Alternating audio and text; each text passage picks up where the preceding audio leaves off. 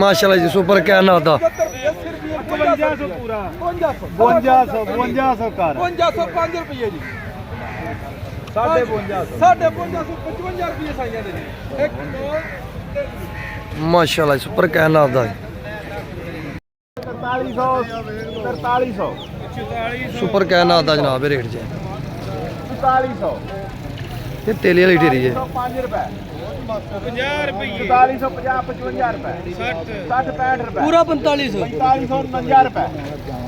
4549 रुपए 50 4605 रुपए 4501 रुपया जी ਇਹ ਤਾਂ ਨਹੀਂ ਮੈਂ ਜਾਣਦਾ 4750 ਰੁਪਏ 4809 ਰੁਪਏ 4811 ਰੁਪਏ 4820 ਰੁਪਏ 4909 ਰੁਪਏ 4910 ਰੁਪਏ 4910 50 ਰੁਪਏ ਨਹੀਂ 4950 ਤੇ 555 ਰੁਪਏ 1 2 3 ਚਾਚੇ ਆ ਗਏ ਜਰਾ 5200 ਰੁਪਏ ਭਾਈ ਤੁਹਾਡੀ ਬੋਲੀ ਕਿੰਨੇ ਖੋਲੀ ਹੈ ਉਹ ਫੜ ਕੇ ਬੰਨ ਪਏ ਨੇ ਕੋਲ ਖੁੱਲੀ ਦੀ ਢੇਰੀ ਹੋ ਲੈਂਦਾ ਨਹੀਂ ਨਹੀਂ ਸਾਰਾ ਵੀ ਲੈਂਦਾ ਐਸੇ ਵੀ ਖੁੱਲੀ ਹੈ ਬੜੀ ਦੇਰ ਦੀ 5300 5 ਰੁਪਏ 5400 5 ਰੁਪਏ 5 ਰੁਪਏ 5400 55 ਰੁਪਏ